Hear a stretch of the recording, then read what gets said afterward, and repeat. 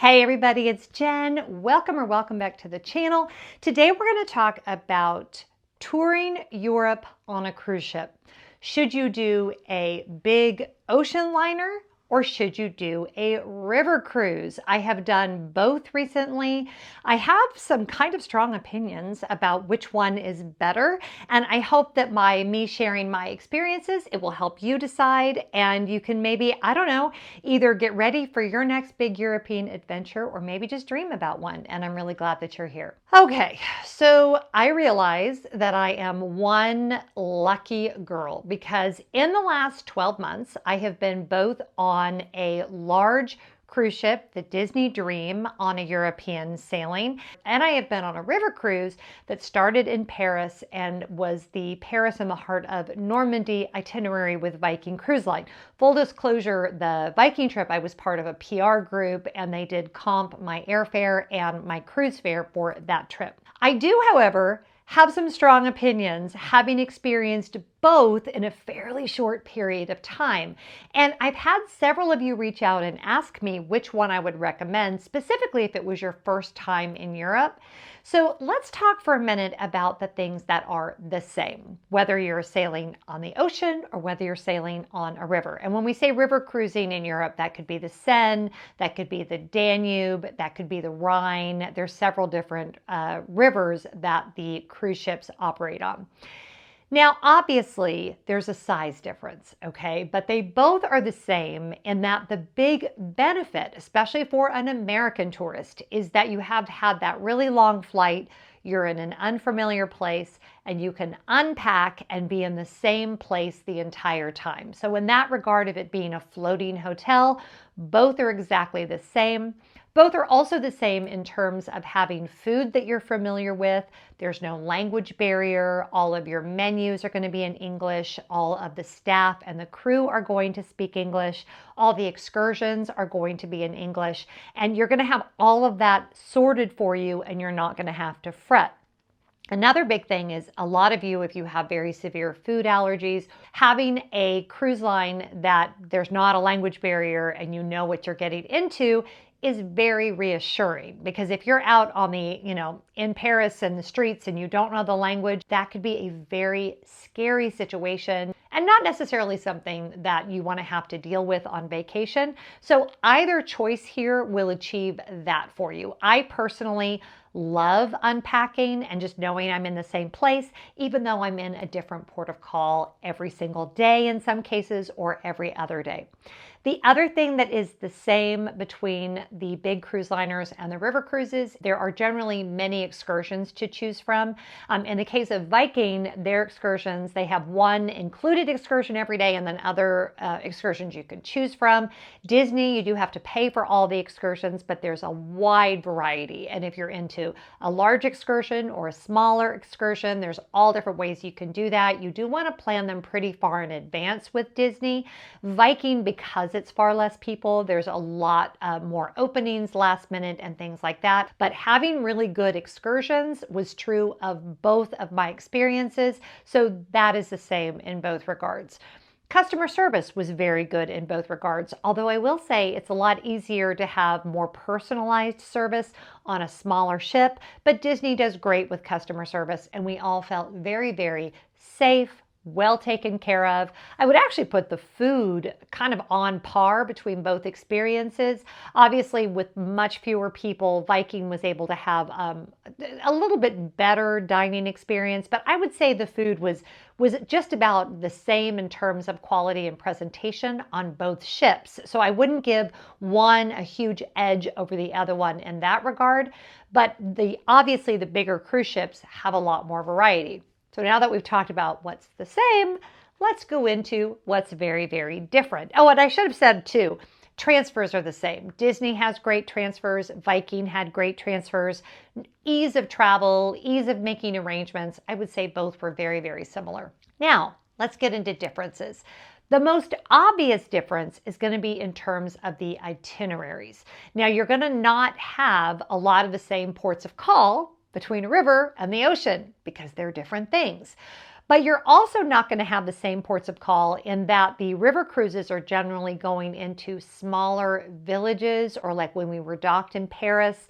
So it has a very intimate, personal feel. You just walk a few steps and you're off the boat, as opposed to the cruise that is going into more industrial ports, and then you're generally going to be either tendered or taken on a bus to where like the things are. So getting on and off the ship was probably for me the biggest difference.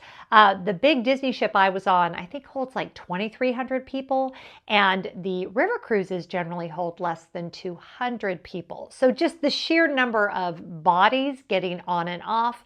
Also, because of the nature of the excursions, usually everybody was getting off the big Disney ships at the same time. So 2,000 people doing anything at the same time is going to be a lot of stress. The other big difference is going to be the amenities that are on board. Now, although the cabins were different in size, the Disney cruise ship cabins are much larger than Viking's. I would say that they were both very nice. They were both very clean, very well appointed, very comfortable, very quiet.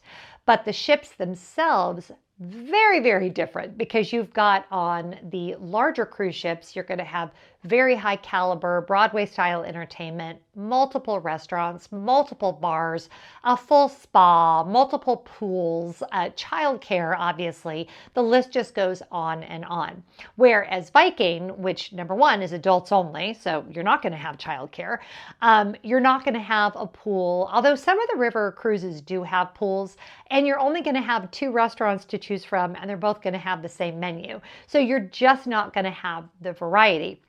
Viking did have entertainment every night, but it was very low key. We had an opera singer, we had a jazz trio, we had a pianist, very talented, lovely performances, but very low key. They all happened in the lounge, as opposed to Disney, where you've got huge, large scale entertainment, not only going on in the main theater, but then you've got movies available, you've got live, musicians playing in the bars, all kinds of different things like that. You're not going to see anything like that on a river cruise. Now, here's the funny thing though.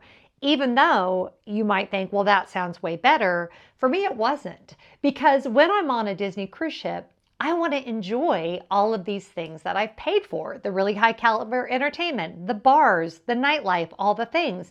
And on our European cruise, I was so exhausted from being in ports of call that I really didn't feel like I got to enjoy all of those amazing amenities. So for me, not only did it not bother me that the river cruises had less amenities to choose from, I actually kind of liked it better, because we would be out all day doing excursions, which I loved, but then in the evenings, things were just kind of chill and mellow and lovely, and that suited me and my temperament a lot better.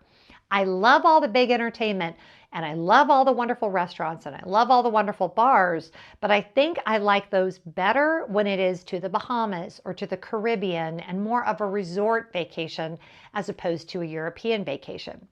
The other big difference for me was just my level of exhaustion. And I don't know if that was because of the types of ports of call or the types of touring or just the smaller ship.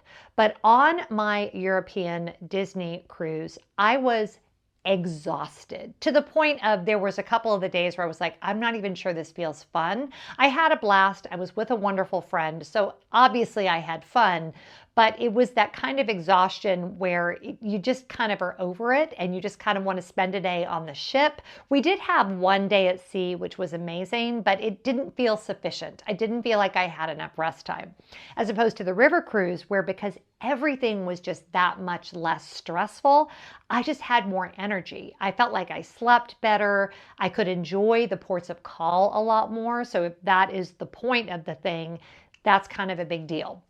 The other thing is, because I enjoy very intimate experiences when I travel, I want to be where the locals are. I want to see how people live. The fact that I could be in a local park, that we could on Easter Sunday see families picnicking.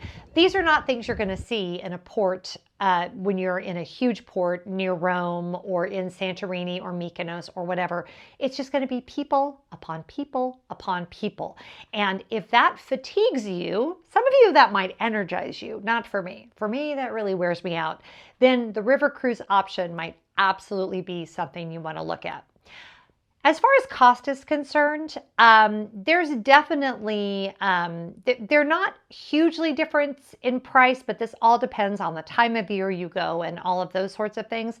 I do think the river cruises are slightly less expensive, again, because they're not supporting a huge Broadway show. There's not characters. They're not all of those kinds of things.